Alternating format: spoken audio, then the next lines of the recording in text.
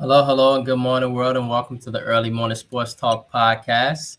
Good morning to you all, and welcome back to yet another fun-filled episode here with us as we embark upon what will be another great episode this morning. And so, yes, world, we are back like a shark attack, back like we left some, back like we ain't got no clothes on our back, and for the world is a better place when the Early Morning Sports Talk podcast is taking place. And so, thank you for tuning in with us this morning as we conversate about the latest sports topics that have taken place from this past week and will be upcoming this week.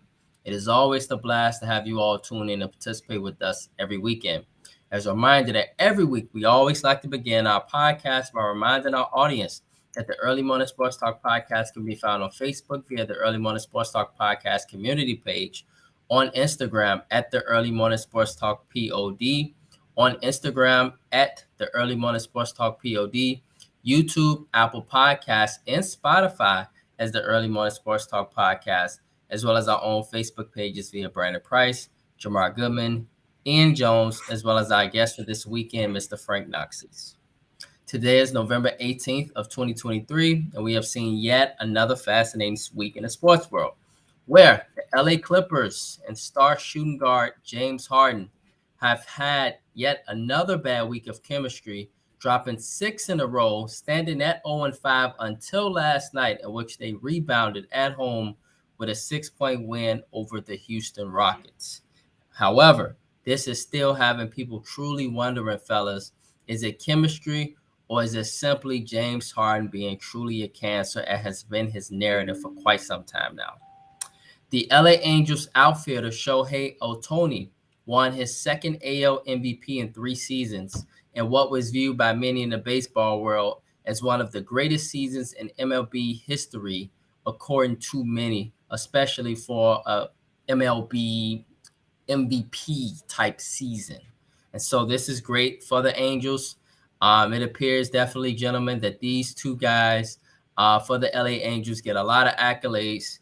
They just don't go to the damn playoffs, and that's just what bothers me about them.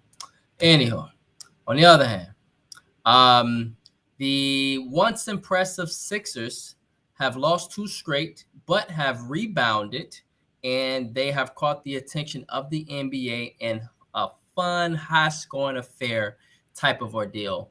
Other teams, such as the Indiana Pacers, has surprised, as well as the Minnesota Timberwolves. Deion Sanders, as well as his son Shadur Sanders, whom was injured, unfortunately, last night, gentlemen, on his throwing arm yesterday, and the University of Colorado Buffaloes have now fell out of bowl contention after a blowout loss yesterday to the Washington State Cougars, as well as the OKC Thunder. We want to shout them out as well, have now rebounded as a franchise. And guess what, y'all look like the real deal. And so, introducing our guest for this morning, our brother, Mr. Frank Noxis. He joins us for the first time on the newly implemented Early Morning Sports Talk podcast. And so, Frank, we have rocked with you before on the old Early Morning Sports Talk podcast, but we thank you for joining us on the new platform. Frank is a married man, so sorry, ladies. He has 2 beautiful children. He is a career man. He is a great example of a man. And it's an honor to be with our brother this morning, Frank, to talk some sports and get our weekend started. And so, Mr. Frank Noxis, good morning, sir. How are you? Hey, good morning, man. Thanks for having me. I'm doing quite well this morning. Yes, that is fantastic to hear. Yes, and thank you for joining us again. Yes, and introducing my brother from another mother and one of my partners on the Early Morning Sports Talk podcast, Mr. Jamar Goodman. Good morning, sir. How are you? Depends on what you ask me, Brandon. Depends on what you ask me. But so far, so good. Okay. So far, so good. Yes. Yes. And as far as me, guys, I'm okay. My only problem is that my shirt don't match the background. How the hell I got a gold shirt with a blue background? I just hit my head. Anyhow, yes. And so with that being said, world, let's get started. Let's get right into it this morning on the Early Morning Sports Talk podcast. And so, Frank, we thank you for joining us. We tailor our podcast towards our guests. So, with that being said, let's talk some NBA. Let's talk some NFL. Let's first start with the Indianapolis Colts. So, oddly enough, your Indianapolis Colts, they are a team that's in the hunt. You had great moments to where your rookie quarterback, Anthony Richardson, played pretty well. Um, was looking like a very good bright spot until he got injured. But Gardner Minshew, this guy's come out of nowhere. He was a bright spot in Jacksonville, actually. Started for a while, right? And so the Colts made a really good move by picking up this veteran quarterback. And so here you guys are playing pretty decent football. I like this team. And so the question this morning is, can the Colts make a wild card run? Because based off of the standings, you guys are right in the math. Probably won't catch Jacksonville. Possible. I mean, the way they looked against the 49ers last week was not impressive. And so with that being said, good morning, Victor. Good morning. And so with that being said, Frank, what are your thoughts on your Indianapolis Colts? That's a good question. Honestly, I don't think they will. I think they've had some good moments. They're going to struggle down the stretch. I feel like the Indy Colts had their moment when they had Peyton Manning, and they will never have that moment again. I just don't see it ever. I don't understand, but we have a good stretch of days in the last few weeks, and I think we'll take it for now. I just don't see it holding up, as the season gets deeper and deeper. But I don't know. I'm happy to hear your thoughts, though. Okay. And so just an FYI, Jamar, just an FYI, I got to do some more tags here. Because it seems, Jamar, that something's changed with our tags, if you know what I mean. But that's something we got to, yeah. Yep. But on the other hand, in regards to the Indianapolis Colts, you guys in the mix. Check out your schedule, Frank. Yeah. You got the Bucs, Titans. We know what just happened to Joe Burrow. He got injured, and it's been noted that he's out for the season now for the Bengals. And so they'll be starting Jake Browning. Steelers, Falcons, whom anything's possible in the NFC South. We'll talk about the NFC South a little bit later. The Raiders and the Texans, okay? And so it looks like maybe 3 or 4 of those games are winnable. They can definitely beat the Texans for sure, but I have, like Bengals always gets better as we get deeper into the season. Same thing with the Steelers. Buccaneers, but you never know. It's been a different season because I didn't even expect. I'm sure we're gonna talk about this later. Philadelphia to be doing so good. Right, and so it's very, very interesting here that you mentioned just everything with the Colts. Jamar, I want to get your opinion. Before I get your opinion, I want to read Victor's comments. I'm not sure if they're a playoff team, although the rest of their schedule isn't really bad. Jamar, are you in agreement about this Indianapolis Colts team? Because I firmly think with the right quarterback play, this team is dangerous because of the size of their receivers, because of their defense, who tends to make plays. They got a core with Leonard being there, with the defensive tackle. And on top of that, you still have Jonathan Taylor. But that's me. So what are your thoughts, Jamar? All right, so don't tell Victor this, but no, I think they have a legitimate chance of making the wild card for a couple of reasons. One, I mean, you named the schedule, right? There's nobody on that schedule that really scares you going forward, especially after what you mentioned about Joe Burrow. Like that would have been the one game, but without Joe Burrow, we don't know what to expect from the Cincinnati Bengals going forward. In my opinion, I feel like that pretty much put the nail in the coffin on their playoff chances right there. Yeah, they might be toast. And then also, we just, a few days ago, we learned about, Deshaun Watson, him being out for the season now with a, shoulder injury. He having surgery there. The Browns are 6-3, but I have doubt that they can hold on, even though their defense is great, but it's still a quarterback-driven league. And the last time we seen other quarterbacks in that system with P.J. Walker or Darian Thompson, I mean, they combined for 1 touchdown and 8 or 9 interceptions, so they're not really getting the job done either. So when you take those two into account, you basically, I feel like you have to erase them from the grand scheme of things when it's all said and done. I mean, Pittsburgh's 6-3, but as we know, their quarterback situation isn't the greatest either. So it's like you can definitely beat them. Just going back to their schedule, I mean, against the Buccaneers, that's a toss-up, but I feel like they have a chance of winning. We know what the Tennessee Titans are right now. They are a dumpster fire still trying to figure it out. They got a rookie quarterback exactly, who can actually be great, who has show flashes of brilliance at times, but still show flashes of him being a rookie. Like I said, we mentioned the Bengals. That's up in the air. Don't know. They do have the Steelers at home. Don't know. The Falcons. I mean, that doesn't scare you, right? The Raiders, even though they have responded well to interim head coach Antonio Pierce, but it's still the Raiders at the end of the day. We don't know what to expect there. And that's an interim coach still at the end of the day, Jamar. Still an interim coach. Right.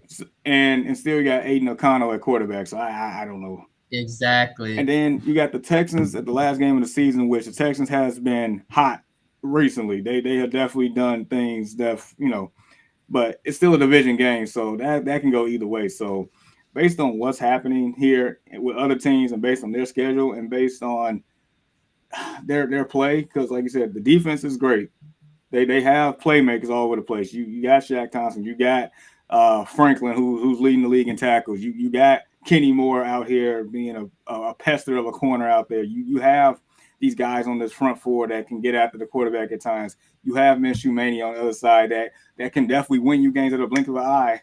But, sometimes leave your head scratching. But you still got Jonathan Taylor, who has gotten better since he's returned. So last week was a phenomenal week, and it's only going to get better. So all in all, you have a chance. You have a legitimate chance of doing something here. You just got to take care of the football and play excellent defense. Keep it simple, and you have a chance based on your schedule. And so, yes, it looks like Victor Young is changing his stance now after Jamar has spoken. He stated, well, let me clarify. Me saying playoff team means compete versus making wild card. And so, yes, the question is a wild card run. The question is a wild card run. It doesn't necessarily mean that they will make the playoffs, but could this team come week 16, 17, or week 17, 18 now?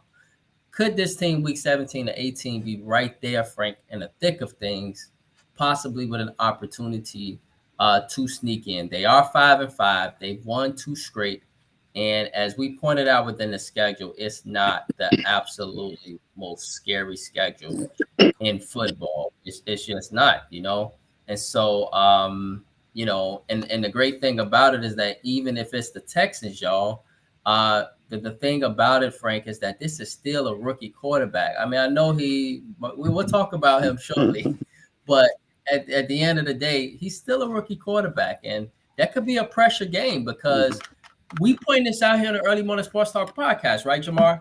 We could very well be looking, Frank, and we point this out because we've been watching sports our whole lives since kids. The Texans and Colts game could probably be a game that could end up, whoever win that game could get into the playoffs. And that would be a lot of pressure on a rookie quarterback. And so we want to just point that out, that it could very well end up being a scenario to where, as it generally does, especially with teams that are floating around that 500 mark, 8-8, etc., like that could end up being right there in the thick of things, and that could turn out to be a very pivotal game for somebody to get into the playoffs as a 7 seed. And so, yes. And so, very interesting. You have a very interesting team, Frank, in Indianapolis, and we just want to point them out because, Yeah, you're right. I didn't think about the schedule in mind, but now looking at the teams, I mean, it looks like the best team they are out to play with is the Texans so far. Everyone else is kind of, in the same pretty much stuff. And every team on that schedule got a question. Right. Yeah. So you're right. Maybe they do have a chance. I didn't think through the schedule of the remaining games. With the NFL being a 1-game show, anything could happen in one game. Right. And Victor Young stated, yes, a lot of pressure, but Stroud has played in big games in college, although not. matter. Yes, this year. And so he has played in big games. With that being said, yeah. If you guys are good fellas with talking to India, let's talk ball. Along with Jamar's cat.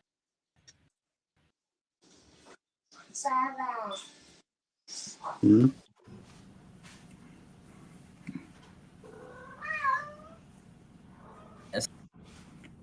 So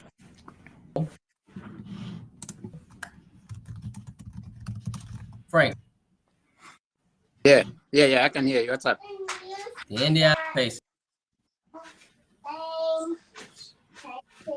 I'm sorry, did I miss the question? They have a surprise season. Who would have thought that we'd be talking about the Indiana Pacers? Stands out to you about this team of recent past? I think this. Gemma, can you take this one for a sec? Yeah. So as far as the Indiana Pacers, they definitely has been a pleasant surprise.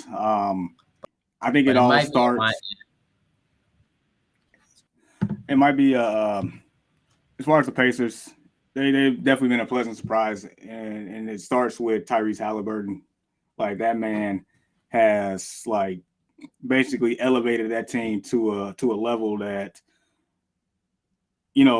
basically they are competitive. They're no longer like you look on the schedule, they're no longer like an easy win type deal. They are a team that's fundamentally sound and also a very efficient team, because not sure if you guys have noticed, you probably have, but Halliburton has been like sensational as far as not turning over the ball and having big number of assists and putting up numbers like equivalent to Magic Johnson to a certain degree with his efficiency and his involvement with the offense, his big time shot making when it matters most, him, knocking off big teams. If I'm not mistaken, what they beat.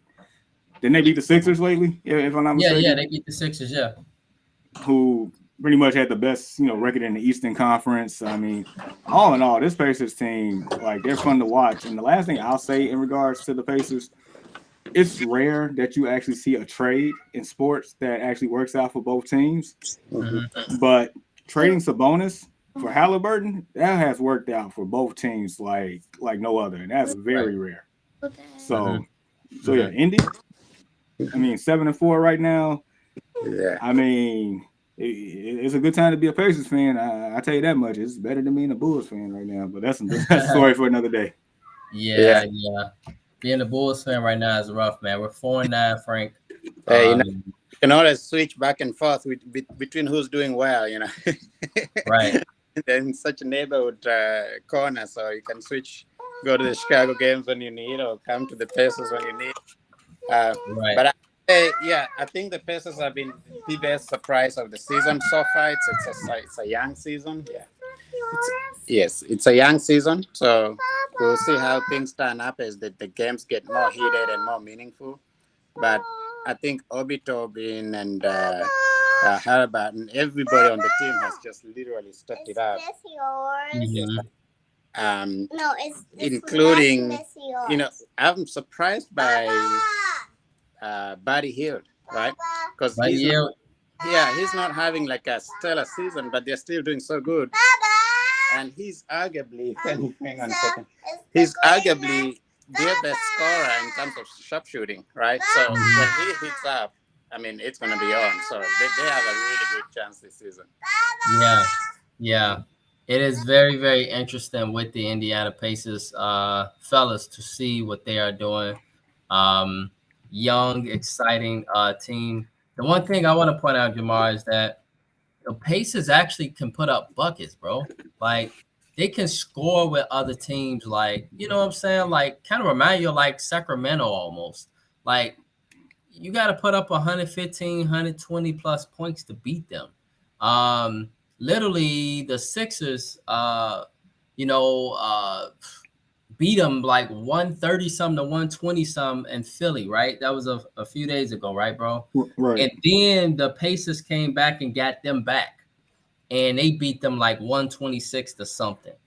And so, like, it's showing you that the Pacers can put up points against teams. They're not just putting up 100 points as they did in the past. You got to put up 110 at least probably to beat them.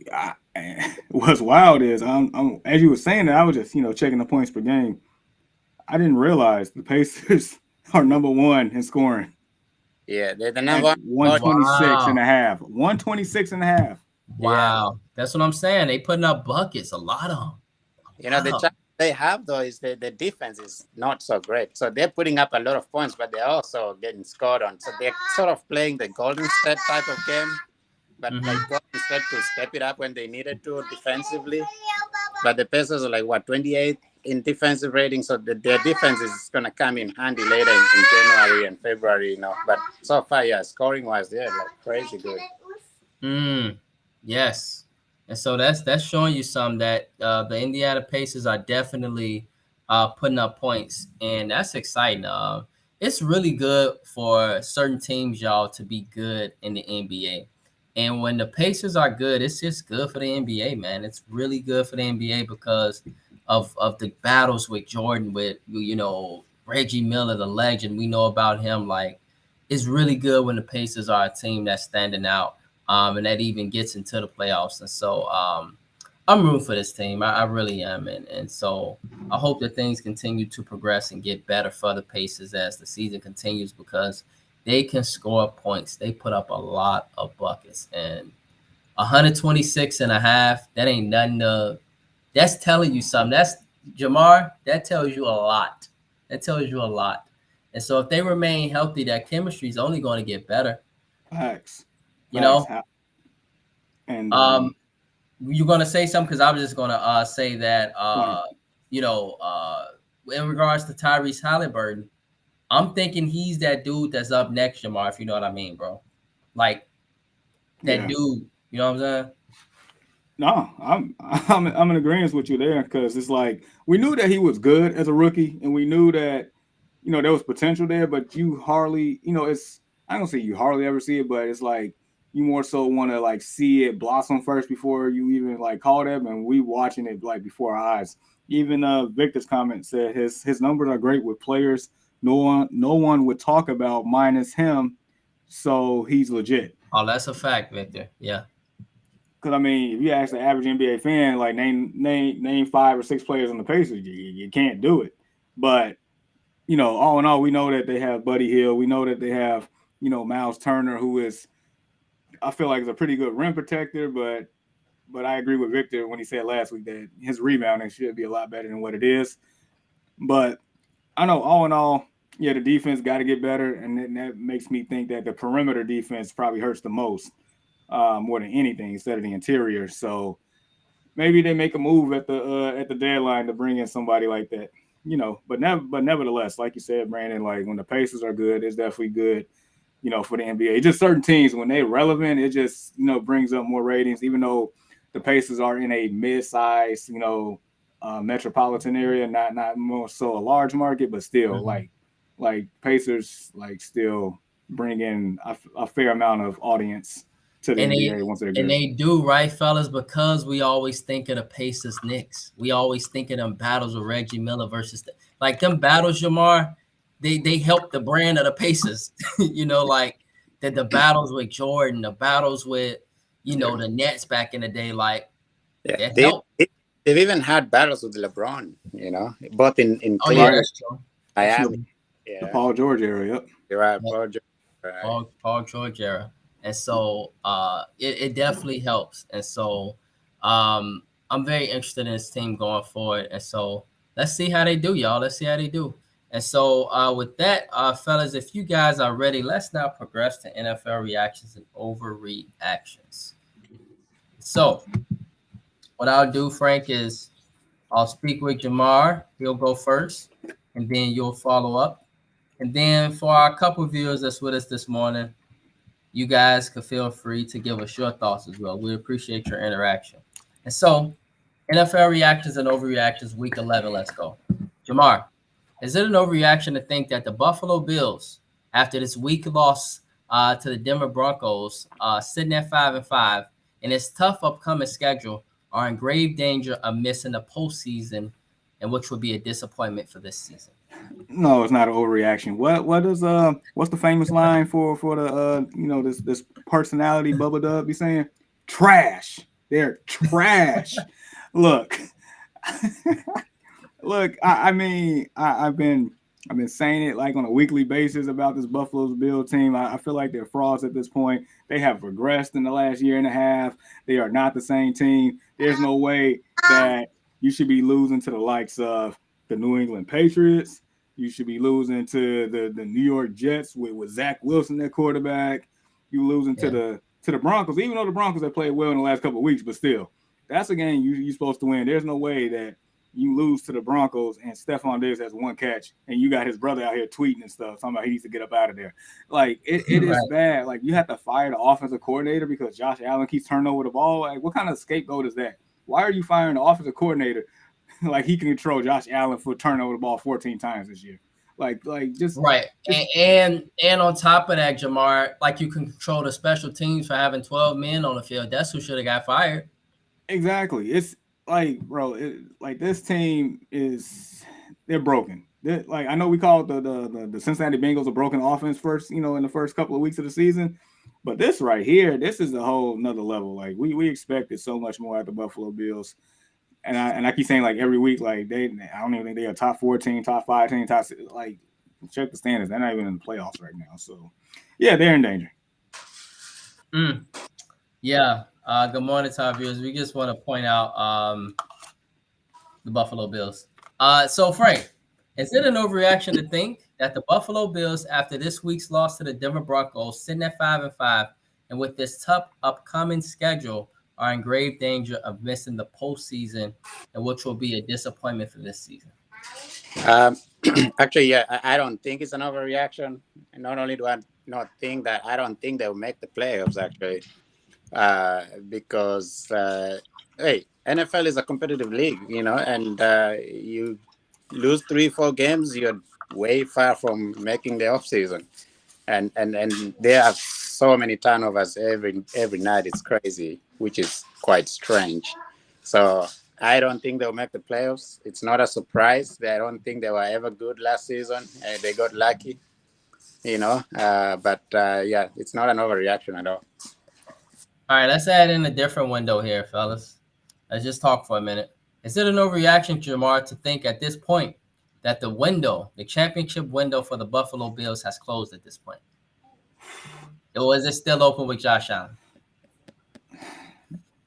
I mean, so I'll put it like this. The window is closed. It doesn't, like, we ain't put the lock on it or anything like that, but it's currently closed right now until he get the ball control situation, like, taken care of. We've been saying it for so long. The only issue with the Buffalo Bills is the turnovers, especially in the red zone, but now he just turning the ball over like whenever at this point. There's no way you should have 14 turnovers at this point in the season. Like, Greeny from ESPN to call him this generation's Brett Favre. I mean, is he wrong? Like, he's not. So until until that happens, because the thing is, like, he's been known for turning over the ball, but the defense, played so well back then that it probably hid that deficiency a lot of times, and they was able to progress. But the defense is not, what it used to be, because due to injuries and players that's not there anymore. Exactly, bro. A lot of injuries, departures and stuff. And so, like, now, like, in order for them to win, they have to, control the ball. You can, like, the offense can score without a problem. But if you, like, continue to give possessions to the other team, then, yeah, like, your window's closed. Like, what are we doing? Yeah. And so, Frank, to our viewers, is it an overreaction to think, Frank, that at this point, the championship window for the Buffalo Bills has closed? Or could it still be open with Josh Allen? Yeah, I wouldn't say it's fully closed. It's pretty close to it, but I think everything is injury dependent, and so they haven't been a full team, and maybe they will be. But I wouldn't say it's fully closed, but it's getting up there. Depending on how well they do this season and what they can do in the off season. you can never, read out how they do, because they're still a good team. They may score a ton, they can score on you. It's just that they're, turnovers are kind of making them be not so great, and then there's the injury issues and things like that. So I wouldn't completely cancel them out yet. Yeah, they still have a Okay. if they can all come together and play a game, they can figure it out. It's just, time is running out. Right. Yeah, and to even think about the Buffalo Bills firing Ken Dorsey is just super questionable. It's like, in a way, Jamar, finding a scapegoat to say, hey, our star quarterback is doing turnovers. We got to make somebody accountable for this. And I think at the end of the day, honestly, Ken Dorsey can't control what Josh Allen has done since he's entered the league, bro. Since he's entered the league, he's been a turnover machine. Since he's entered the league, he's been an interception machine. You know what I'm saying? Right. Like, this is what Josh Allen does. And so, in a way, Frank, I feel like the Buffalo Bills said, we got to make somebody the scapegoat here. And so, unfortunately, poor Ken Dorsey just so happened to be the monkey in the middle here, unfortunately. So Deshaun stated, this is Deshaun. He said, "Heard no one blame the wideouts, tight ends dropping passes through their hands and being picked off." I mean, that part is true, because it goes both ways, right?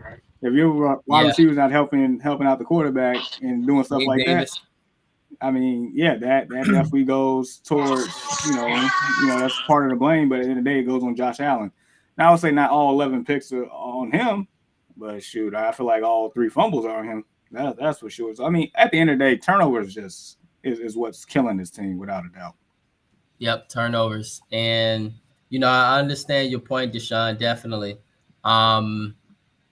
In regards to the no blame, because I was watching the game, right, fellas? And as I'm watching the game, I'm seeing a screen, Deshaun, and on the screen, people were screaming out, fellas, we need a receiver outside of Stephon Diggs because Gabe Davis ain't it. That's what they were saying on the screen.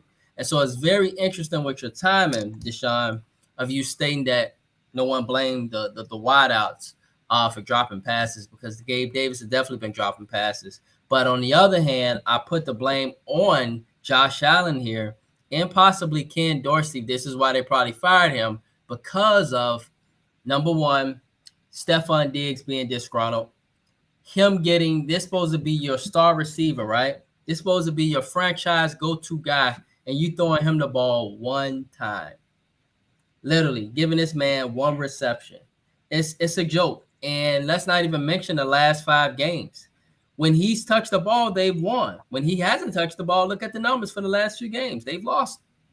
And so possibly this is why Buffalo stated, Ken Dorsey, former Nebraska quarterback, we remember you from back in the day. You still look the same. This is why he got fired. And so they had to find a way to blame somebody here. Somebody had to be the scapegoat. And unfortunately, it was your boy, Ken Dorsey. And so to go through the comments, Deshaun Reed stated, Allen is having a tough stretch that even elite players go through. Jackson, Burrow, etc. Victor Young stated, man, they always blame the quarterback, although some be on him, but a lot of it is catchable balls. Okay? And so, everyone wants to Victor and Deshaun, they are sticking up for the skilled players and stating that the skilled players need to be blamed more rather than the quarterback. And so, unfortunately, this is a quarterback-driven league, but we see your point. We see your point, definitely. Baltimore is one of those teams to where outside of the last-minute field goal loss to Cleveland last week, those 2 games that they lost, Frank, those were because of catchable balls, by their wide receivers and tight end. Facts. And so, So say some. So I mean, it sucks that quarterback gets the blame for a lot of this stuff, but I guess in the same light, when things go well, they give credit to the quarterback. So it's like, I guess in that position, you got to take the good with the bad. Unfortunately, that's just what it is. Facts. It is what it is. Is what it is. Yeah. Victor Young stated Dorsey did the right thing and went away from arguably the best corner in the league. The other people have to step up. Yeah. This So is wait, and so is Surtain the best corner in the league? I don't think he's the best corner yet. no, but he said arguably. Arguably, I don't I think mean he's he's arguably the best either. yeah, yeah, he's up there, but He's I'll up there. say He probably I, top 7. so I'll say this, like, yeah, even though Surtain is probably on the elite side of the corners in this league, and yeah, probably makes it difficult for anybody to go against him. At the same time, it's like you still got to find a way to put the ball in your best player's hands. Like if Stephon Diggs is really that dude, like we all think he is, you got to find a way to get him the ball. If you got to scheme him open, then do it. Because I know Stephon Diggs, his route running, in my opinion, is top 5 in the league. He can probably get open on his own. But still, if you have to find creative ways to get the ball in the best player's hands, knowing darn well that you can't depend on Gabe Davis or whomever else, Shakir or McKenzie or whoever else is out there, you got to find a way to get the ball in your best player's hands, and you got to find a way to do something. That's just what it is. Because at the end of the day, great offense individually ends up being great defense individually. Individually, not team-wise, but individually in any sport. So you got to find a way to make it happen. Absolutely. Yeah. And this is part of the reason we believe, y'all, why we just looked up when we saw Ken Dorsey fired the very next day after they lost to the Denver Broncos. And so this is very much the reason. A lot of it refers to a disgruntled Stephon Diggs. And so let's continue, y'all, with our NFL reactions and overreactions. Next, fellas, is it an overreaction to think that NFL rookie quarterback CJ Stroud, y'all know I'm going here if y'all watch sports, deserve MVP consideration after this play this season? 3 touchdowns, y'all, this season on final possessions. 3 touchdowns. 2 resulted in a win. 1 resulted in which the defense let him down and Atlanta kicked the game with a field goal. I remember that game because I batted on that game and I'm like, damn, like that was the only game that I needed. And so with that being said, is it an overreaction, fellas, to think that NFL rookie quarterback CJ Stroud deserves MVP consideration after his play this season? Jamar, and then we'll follow up with you, Frank. You ain't ready for it? You ain't ready for it because you're a rookie? Yeah, I'm going to say this overreaction. What? Yeah.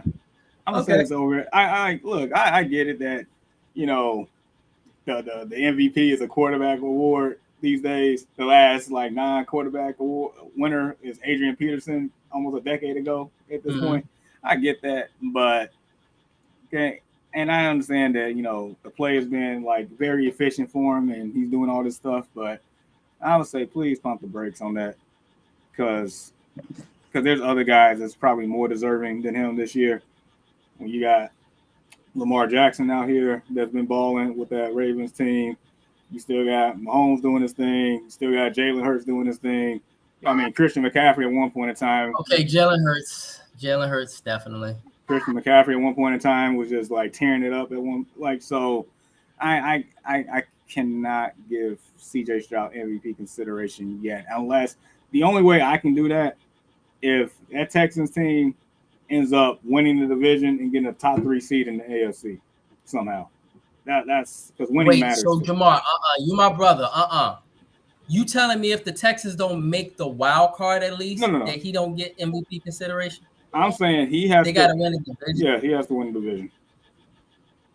Oh wow. Okay. All right. So to go with the comments. All right. Victor Young said, watch the film of Miami, Denver. PS2 is top 3. Diggs is dominant, but if Allen doesn't. Okay. McCaffrey over Stroud for sure. Victor Young. And so, Frank, we want your comment on this debate as well, brother. Should CJ Stroud be considered for MVP consideration? Is it an overreaction to think that at this point? Yes. I think I agree with Gemma 100%. 15 touchdowns, y'all, 2 picks. Yeah, but he's a rookie. It's only a matter of time before defenses figure him out. I think everybody's kind of still reacting to him and learning his moves, but let's see how he does, down the stretch. I think right now it's a bit of an overkill. and okay, he does have a. I think that they can, squeeze a few plays in there for him to look good. But man, that's too early. It's too early to call him MVP at this point. No, we're not calling him. We're just saying MVP consideration, brother. That's it. MVP consideration, just to be talked about as an MVP because of his play thus far this season. I still think it's an overkill. I don't know. Okay. Yes. Yeah, they have. And even the baby agrees too. Everybody says that it's an overreaction at this point. And so, there you go. It's an interesting point. And so we did state, however, last week, and you remember, Jamar, in that if he went into that environment last week in Cincinnati, and pull off that victory, that we were going to be like, wow, okay. And he did exactly what we did not think. And that was just very impressive to see what that kid did. And so, all right. Deshaun stated, CJ Stroud is unbelievable. He should be in the mix. Okay, so you're agreeing he should be in the mix. I agree. He should be in the mix, Deshaun, but Hurts is I agree too. Hurts is the MVP right now. Jalen Hurts. He should get back-to-back. MVP means he's the best player on his team. They take him off, they ain't spit. You are absolutely right. I don't think the Texans are anything without him. I think they're like really bad. I think they can improve a record, make a playoff spot. I don't think it's an overreaction. Consider that man. Yeah. Yep. He said consider that man. But by far, we all agree on that, Deshaun. He is by far the offensive rookie of the year. Far. Case closed. Give him the award now. Right. By far, it's gonna take a lot for him to lose that award for sure. And so we are putting the world on notice, and CJ Stroud is as well. All right, Jamar, your favorite football team, New York Giants. Is it an overreaction to think that even after making the NFL playoffs last season, that after seeing how this team has played football this season with the O-line struggles, no Daniel Jones, he's sitting in a penthouse in the Empire State Building on a $47 million contract, his contract situation, as well as a disgruntled running back and Saquon Barkley, and even rumors about his disagreement with upper management about the Daniel Jones contract, and New York Giants head coach Brian Daboll job could be on the line after this season.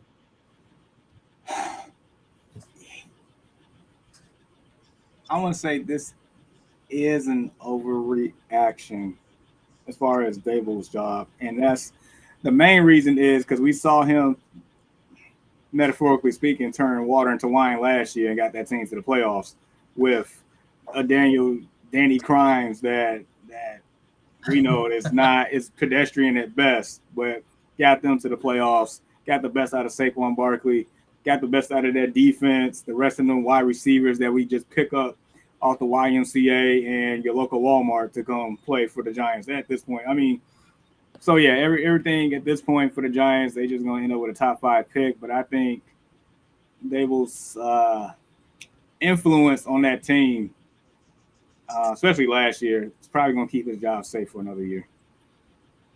Okay. Yeah.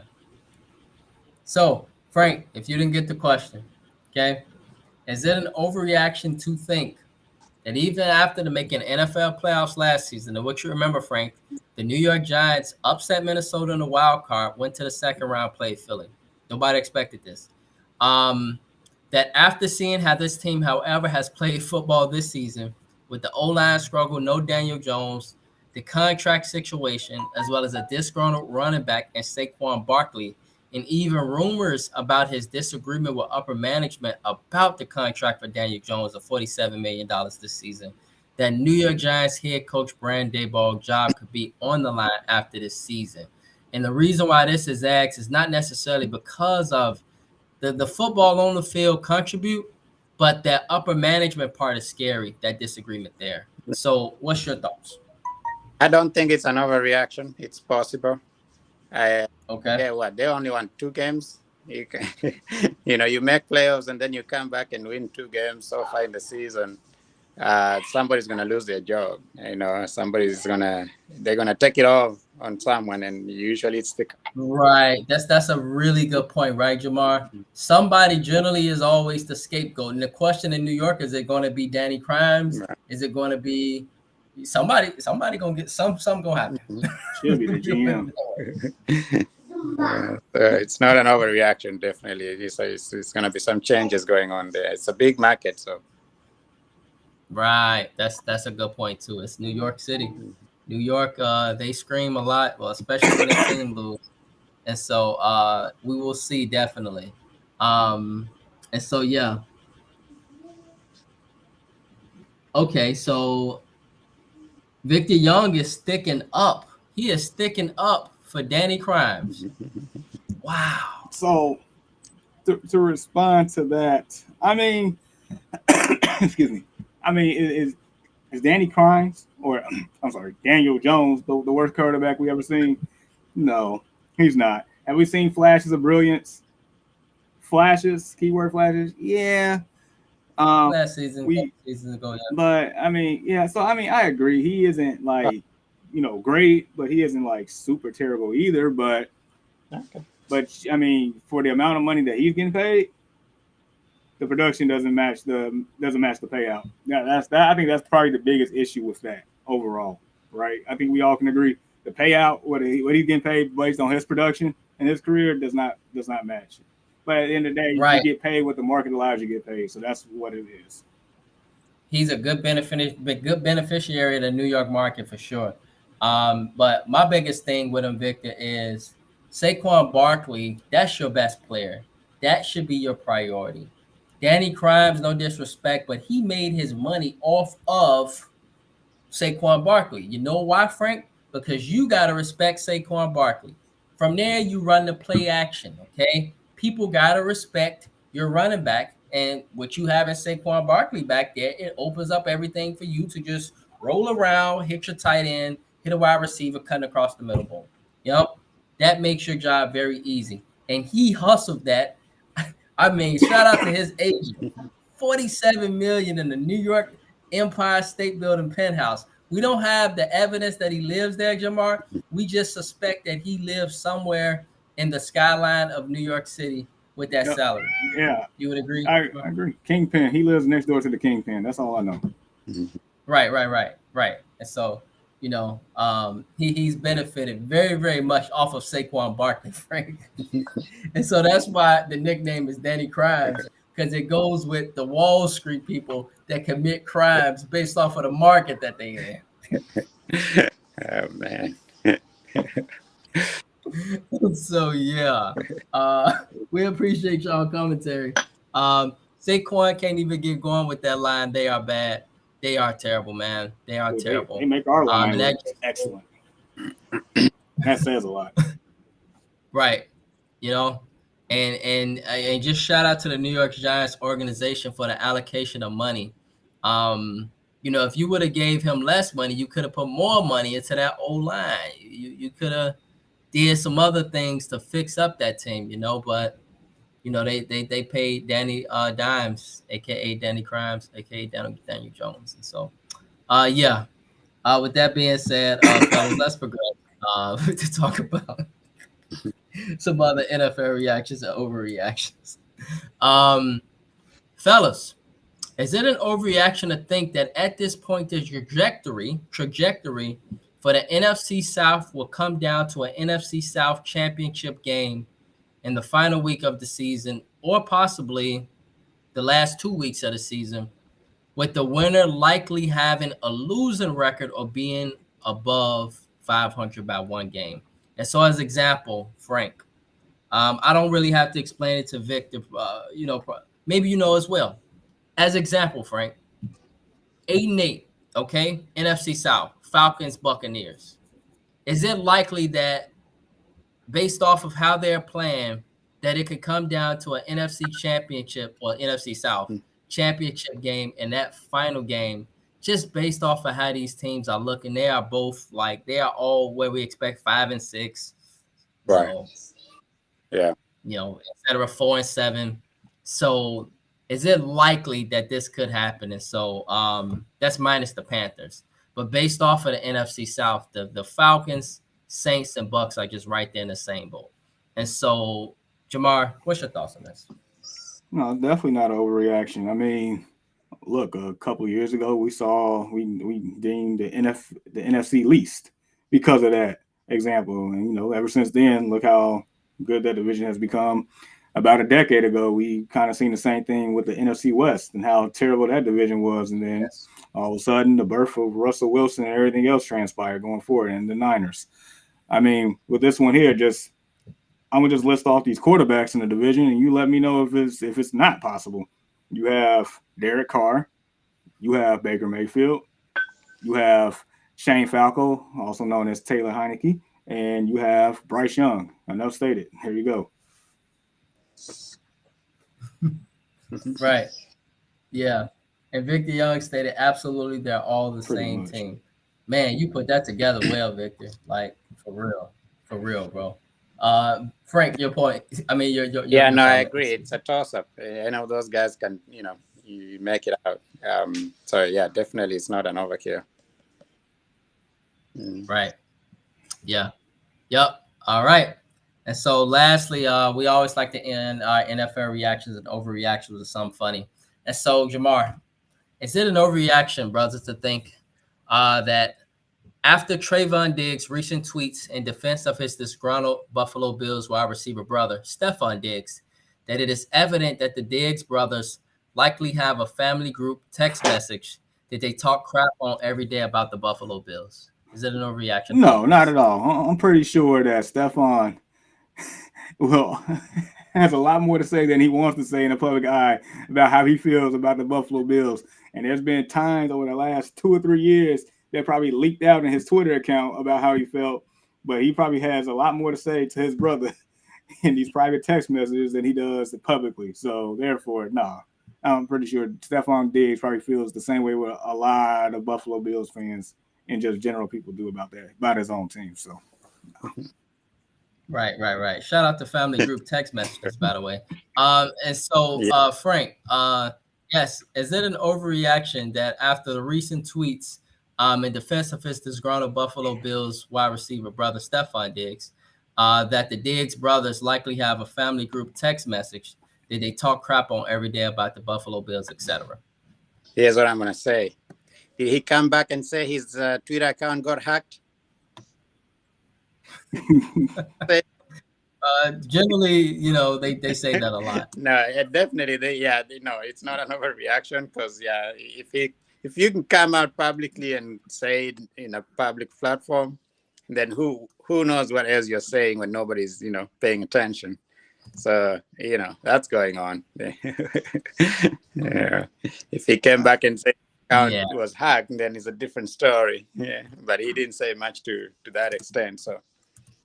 He did not say that at all. And so this is quite evident that the Diggs brothers got a family group text message in which they be talking crap about the Buffalo Bills. And so, shout out to family group text messages. We encourage you on the Early Morning Sports Talk podcast to get a family group text message with your family. It's very important to communicate with your family so that when you are having issues, you can talk to your family via text message, especially if you're not in the same city, as example, Buffalo and Dallas.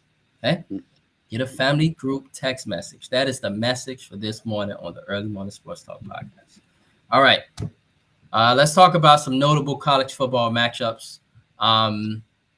Shout out to the Colorado Buffaloes. Great season, but, I was kind of sad to see it. I was rooting for this team, but, just as Dion stated, Jamar, when he stated there were some dogs away, he was talking about that offensive line and that defensive line too. And that's been the weakness of that team. They can score points and, talented offensively, but just not there when it came to the trenches. They were not there, and it just caught up with them. And so the Colorado Buffaloes fell last night with Shedeur Sanders being injured. And now that's kind of tough because you want to root for that kid to play on the next level. And so we'll see how he progresses. However, Today, we began with yet another Pac-12 showdown with the number 17 Utah Utes at the 25th ranked Arizona Wildcats. So that's a big game.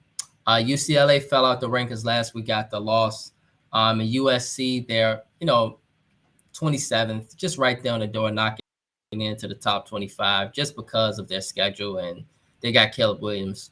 UCLA at USC is always a big rival game. Y'all know how that works, y'all. UCLA at USC. Number 1 Georgia, another test. And they're on the road. They are at 21 Tennessee. So again, number 1 Georgia at 21 Tennessee. 11 Missouri. They are tested today. They are going to go to Florida. And then lastly, the University of Michigan Wolverines. We want to point this out. The number 2 ranked University of Michigan Wolverines at the Maryland Terrapins. So we will be pointing out University of Michigan just because there's a potential for an upset alert now, being that Jim Harbaugh is not on the sideline. Yes, Michigan at Maryland. All right. And so now we'll progress with our NFL Week 11 schedule. So got the message from Frank. And so he'll be right back with us. All right. So, Jamar, let me know how everything looks in. So, Giants at Commanders. Can you see you can see the screen, right? Yeah. All right. So, oh no, we actually starting with the Bears and the Lions. Check that out. Bears and the Lions. We go to Detroit tomorrow. So who you got for this one? Bears and Lions. My brain says Detroit, and more Detroit. Yeah. Of course, my heart says different, based on what I'm wearing. But man, I need to get these picks right more, so I'm gonna go with the Lions. But what my heart says.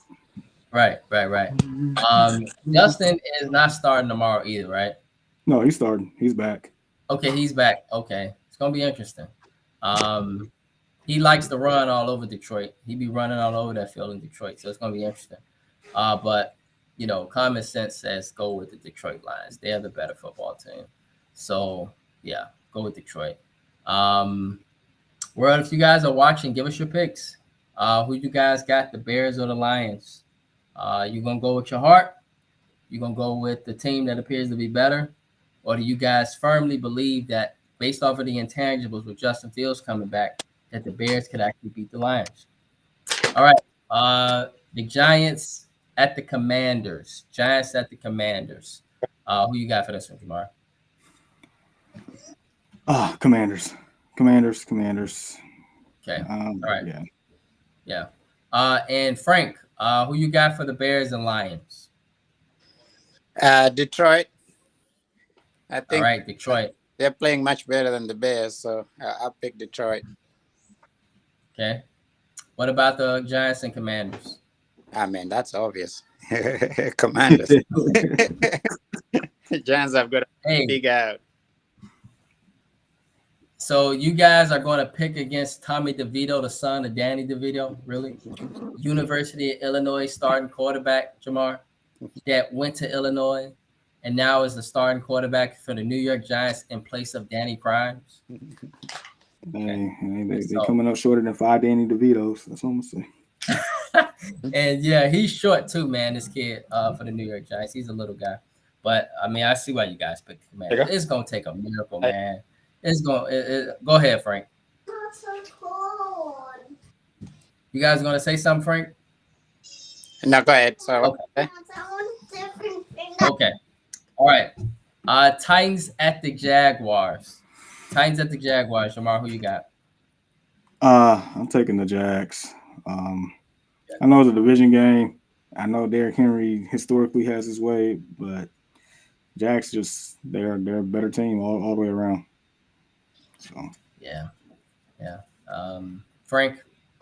I think I'm gonna stick with Jamal over here. The Jets will pull this off. Yeah, I'm with you guys. Be surprised to see the Titans come out and win us tomorrow. Yeah, but the Jags, I mean, last week they stunk up the joint. Maybe that was just a good Niners team that is back, y'all. Maybe the Niners just showed us, hey, when we are healthy, this is who we are. So I'm gonna still go with the Jags, though. They are at home. Chargers at the Packers. Who you guys got? Jamar. I'm gonna take the team with a better quarterback because all this Jordan Love talk that y'all had early on in the year, that you all should apologize for that one. I'm taking the Chargers. Shame on y'all. Yeah. I mean, I thought it would be it. He's nothing more than Frank, Jordan Poole in the league. Who you got, Frank? I think the Packers can pull out a surprise here. They're at home, in Green Bay. I can see them pulling it off. Surprise. Right. I'm with you, Frank. I'm gonna go with the Packers too. I think this is a great opportunity for the Packers to take advantage of a team that come from LA. It's gonna be cold, and I don't know how tough the Chargers are. We'll find out. But if they win, it won't be an easy win. The Packers are young; they're still developing and growing. But maybe this is a game, I think, Frank and Jamar, where Jordan Love give us a flash. He'll give us a flash. I think tomorrow's a good chance to give us a flash because that Chargers defense is not the best. They look really good against the Bears, though, but outside of that, most of the time they look bad. Cardinals at the Texans. Jamar, who you got? Kyler Murray or CJ Stroud? Shout out to Kyler last week, by the way. Looked fantastic in his return. He did. See, this will be the point of the show where if Ian was here, I'll ask CJ. I asked him where school did CJ Stroud go to. He'd be like, the Ohio State University, and therefore I'm taking the Houston Texans because because they are just been hot. He's been playing efficient. They're at home. That defense is still pretty solid in my opinion. I'm taking the Texans there. Okay. Yeah. Frank? Texans as well. They're on a roll. Like you said, you have that aspiring MVP. So I think. Excuse me. All right. The aspiring MVP. I'm gonna go with the Texans too, guys. Raiders at the Dolphins. Is this a hard game for you, Jamar? No. Good, because it wasn't for me either. Okay. So I don't know if this is a 1-2-3 Cancun. And I mean, we do want to point out though, Frank, that Antonio Pierce now has put an identity look like in his team, and they're 2-0 since he's took over as head coach. And so, do you still got the Dolphins, Frank, or you think the Raiders can go in and pull off an upset? I still got the Dolphins here. Cancun. All right. Yeah. 1-2-3 Cancun. Like Miami. Like surprises. Right. Yeah. Is there another 1-2-3 Cancun with the Cowboys and Panthers? Or yes. Okay. Yes. Yeah. You got the Panthers. I don't think you do, right? No. Okay. All right. All right. So this is a tough one. Steelers and Browns. Browns just went into Baltimore. That team could be dangerous. That's a team that could be dangerous, y'all. Because they defense forced turnovers and they tough as hell. Steelers are tough too with Mike Tomlin. Who you guys got for this one, Frank? Jamar, we're gonna start with you. Steelers at Browns.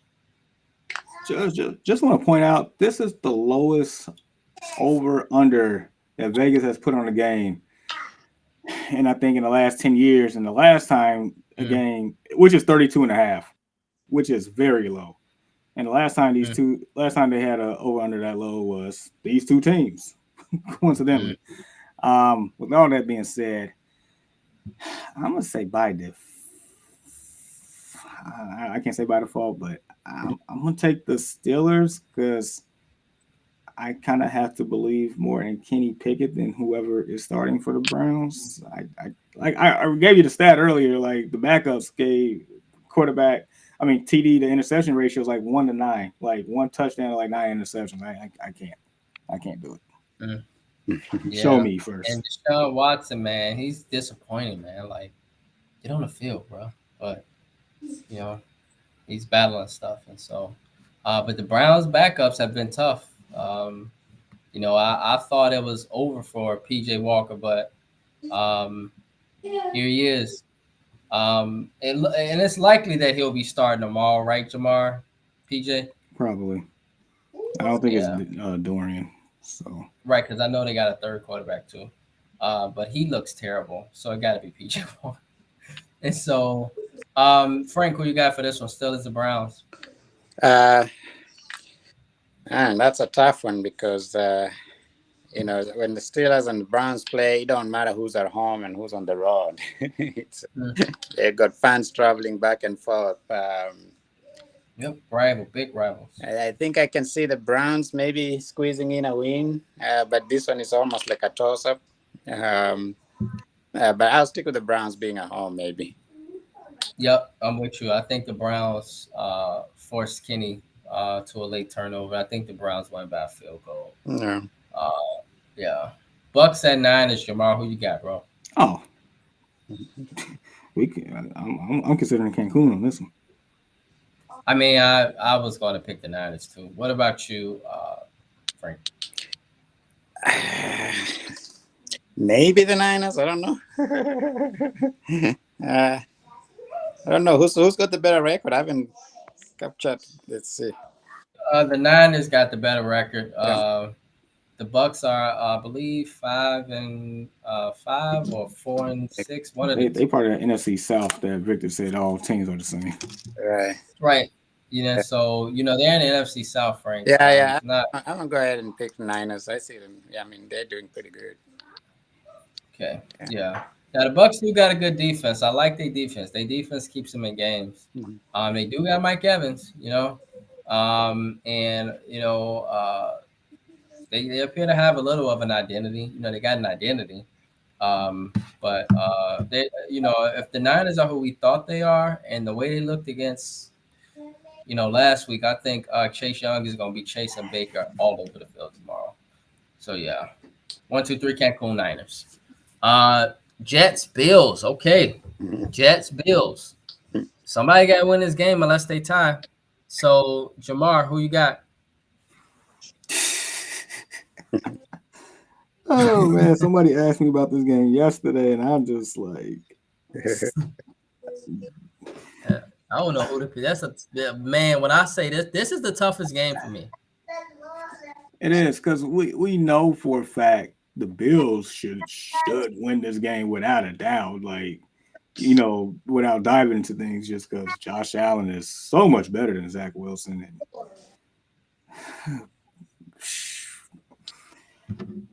Will he turn over the ball though to that great Jets defense is the question.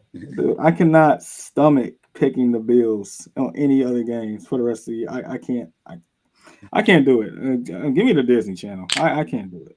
I can't do it. I'm taking the Jets. I can't do it no more. Frank, who you got? I think I got the Jets as well. Okay. Gonna be a turnover game, but same division.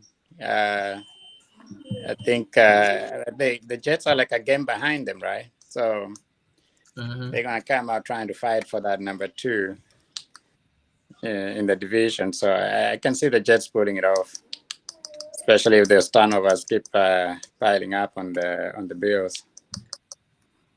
Yeah. I got the Bills, y'all, at home.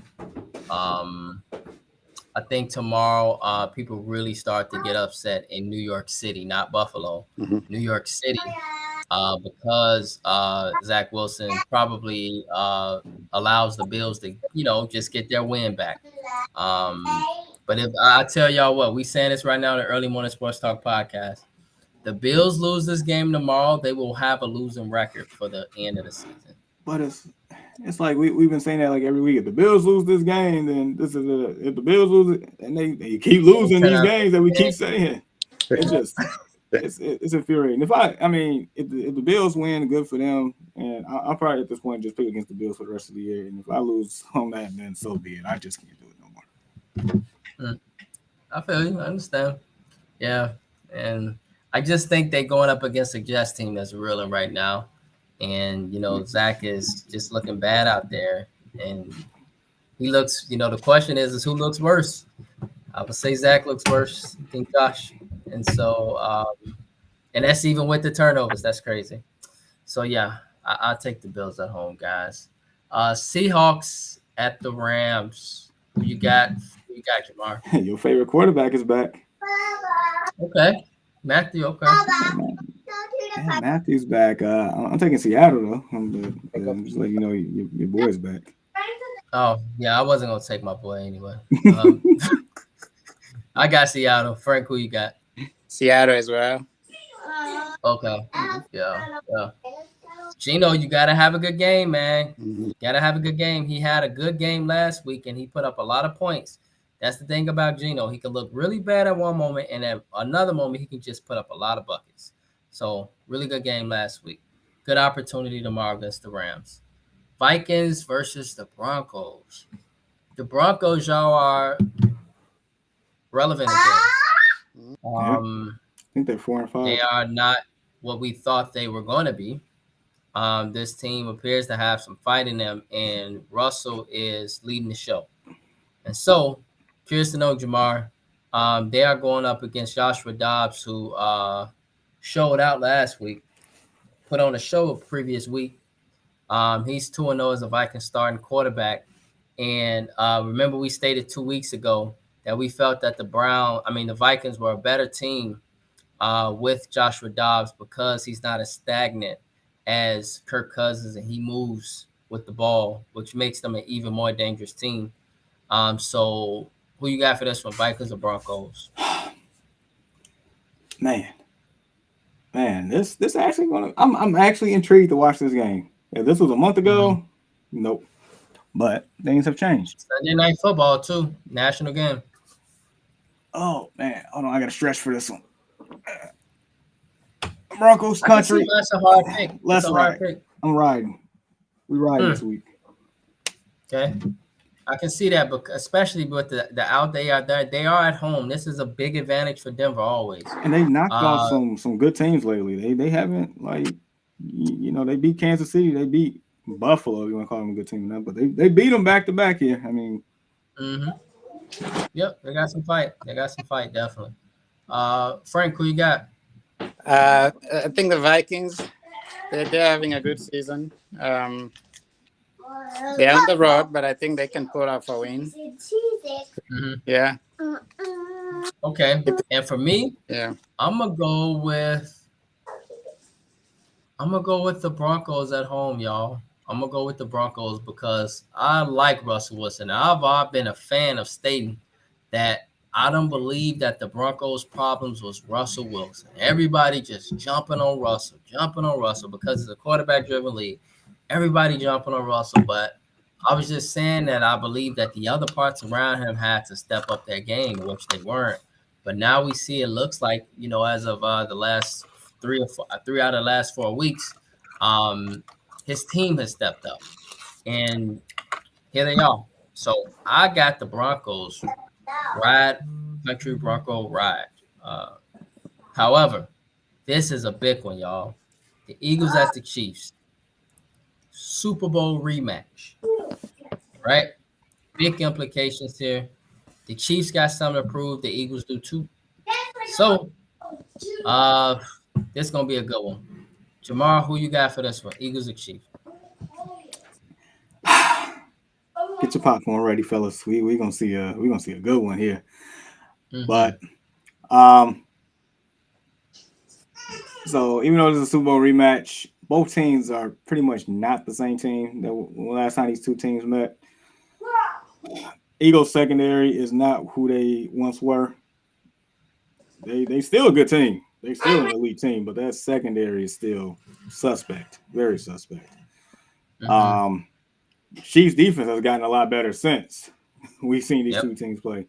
Now their offense, at times, it just makes you wonder who's going to be the next person stepping up. I think the rookie Rashid Rice, has actually done better in that light for them. Yeah, he's explosive, isn't he? He is. And they traded for McCole Hardman, who was very familiar with that offense.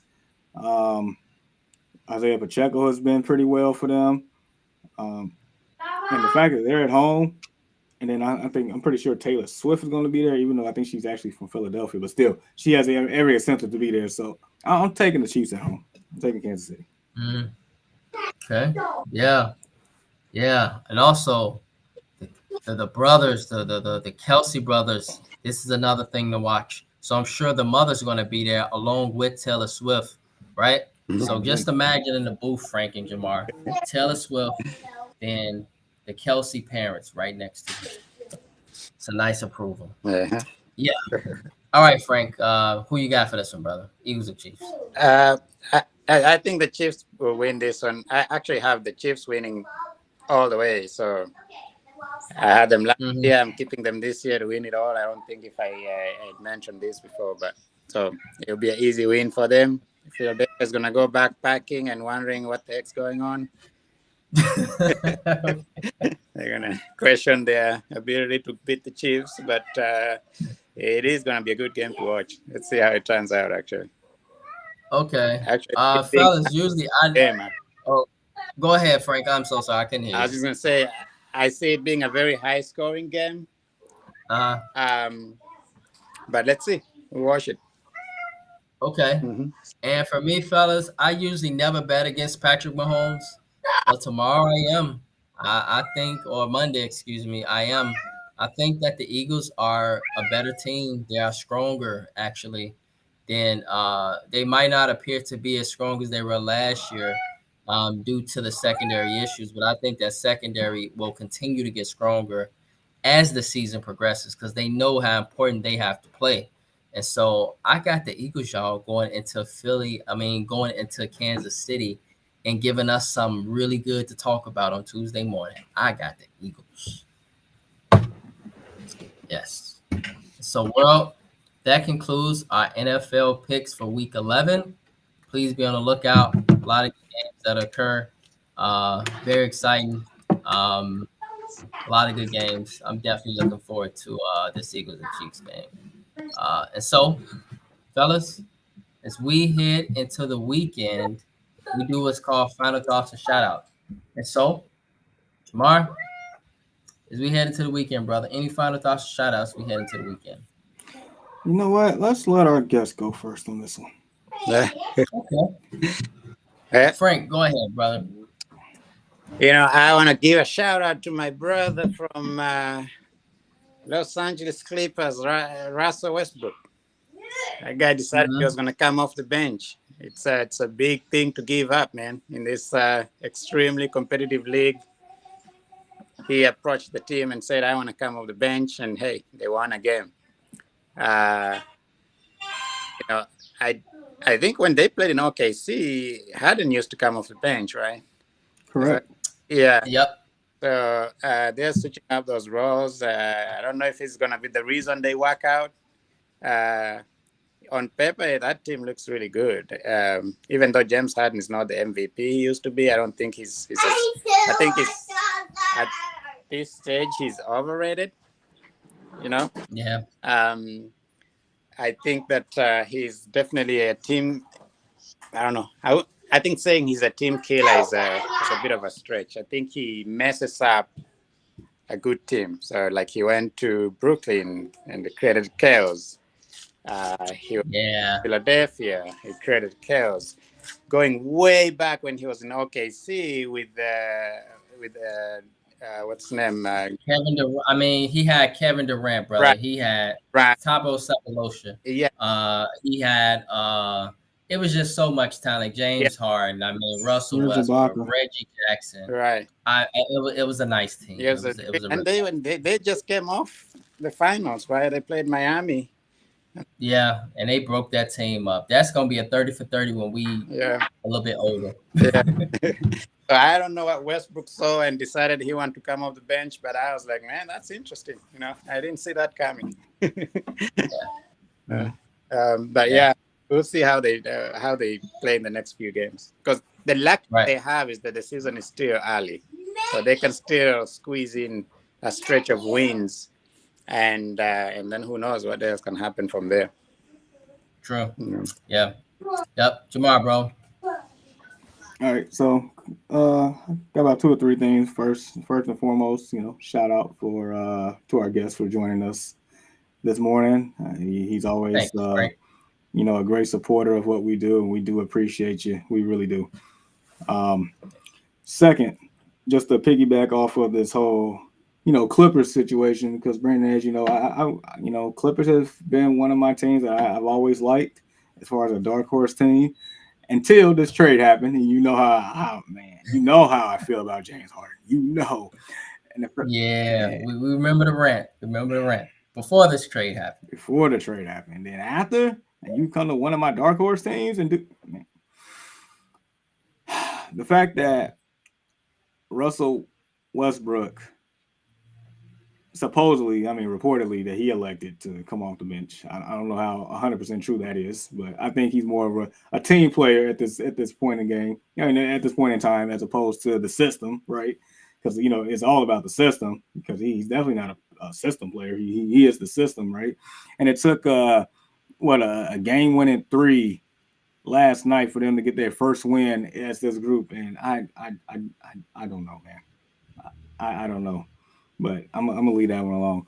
But the last thing I'll get into real quick: Shohei Ohtani. This off season in MLB is going to be very, very interesting, even for the people that's very fair weather fans or just novices of the game. They like who Shohei is. You heard the name. You know how special this guy is, and the fact that he's about to hit the open market, and there's like a plethora of betting odds on this man. Just whatever team he goes to. Like your city and your fan base won, because you instantly gonna get the money that you're gonna get the money back and some, based on who he is. And yeah, he can't pitch next year because he's recovering from the elbow issue, but still, you're gonna get somebody that's gonna be game changing. And I wish my White Sox was on this list, but that's another story for another day. But if don't tell nobody this, but even if he goes to the north side, I would be ecstatic. Just because we finally got somebody in the city of Chicago, sports related, that can actually be a real game changer. So yeah, I'm secretly kind of rooting for it. Don't tell Chris that, because don't tell Chris that. But yeah, right. Yes, and so that was actually one of our plans too, is to talk about Shohei, but we'll talk about it when hopefully he comes on next weekend. We have a slot filled for the following week. And so with that being said, Frank, we appreciate you, my brother. Thank you for joining us this morning on the Early Morning Sports Talk podcast. It was a blast talking with you, talking to Pacers, talking to Colts. You are a big supporter of us, and we truly, truly appreciate you. Thank you, my brother. Yeah, appreciate you guys for having me. It's been great. Yes, we're glad to hear that. Glad to hear that. Yeah. And so, yes, world, with that being said, remember that with God, all things are possible. We truly appreciate your support. Thank you for chopping it up with us, for all our folks that chopped it up with us this morning. Continue to support us, y'all, on various platforms. And if you would love to talk sports with us on the Early Morning Sports Talk podcast, we are here and would love to do so with you. Your love and support is truly appreciated, and we hope you all have a blessed and safe weekend. Peace.